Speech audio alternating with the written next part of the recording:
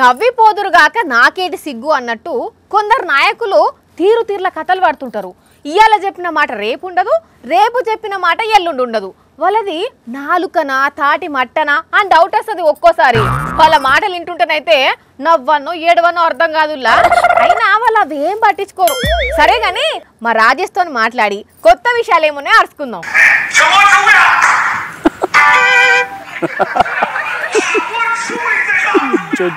అగో రోజు ఏదో ఒక వార్త పట్టుకొని పెంట పెంట చేసేటోడు ఇలా పురుసతగా కూర్చొని నవ్వుతున్నాడు కదా.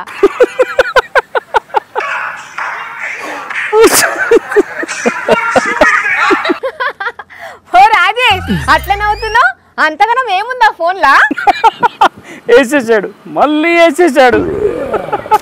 అరే ఒక్కరిమే నవ్వుకుంటున్నావేంది? నాకు చెప్తే నేను కూడా నవ్వుతా కదా.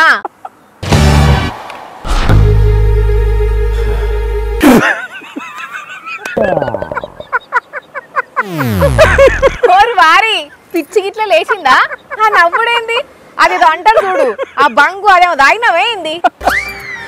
దానికి తాగాలనబ్బా, రోజు ఫోన్లో వచ్చే జోకులు చూస్తేనే ఊపిరి ఆగిపోతున్నది. ఏం కామెడీ అబ్బా, ఒక్కొక్కరైతే బాగా ఎక్సైట్మెంట్ ఫీల్ అవుతుంది. అవునవును, నా ఫోన్ కూడా మస్తు జోకులు రీల్స్ వస్తాయి. ఇదిగో అమ్మే, నీకు ఒక మ్యాటర్ చెప్పనా? చెప్పు, ఏంటది? సీరియస్ మ్యాటర్, మరి నవ్వొద్దాం. నేను నవ్వను కానీ నువ్వు చెప్పు. మ్యాటర్ ఏంటంటే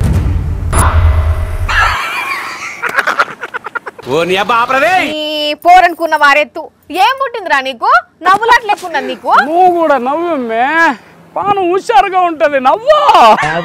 రోజు నవ్వుతూనే ఉన్నాం కదా.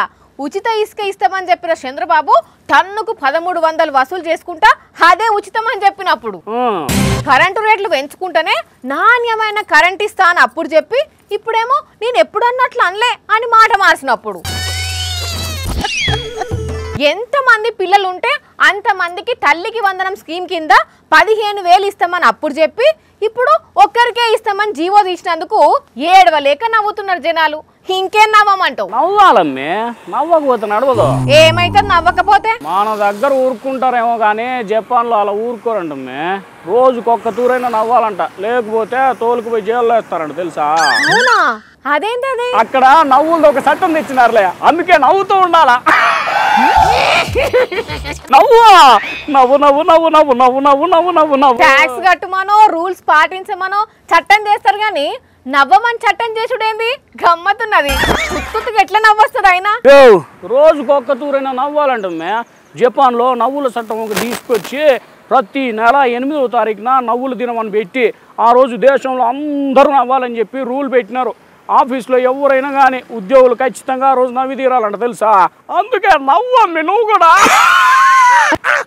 జపాన్ ముచ్చటేందో గాని మన దగ్గర అయితే చట్టం గిట్టం ఏం అవసరం లేదు. మన రాజకీయ నాయకులను చూస్తే చాలు నవ్వు తన్నుకొస్తుంది. వాళ్ళ మాటలు వింటనైతే నవ్వి నవ్వి కడుపు ఉబ్బుతుంది.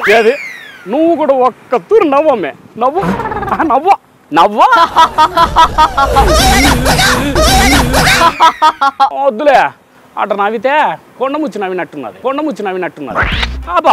జపాన్ లా జనాలు కంపల్సరీ నవ్వాలని చట్టం చేసిర్రట.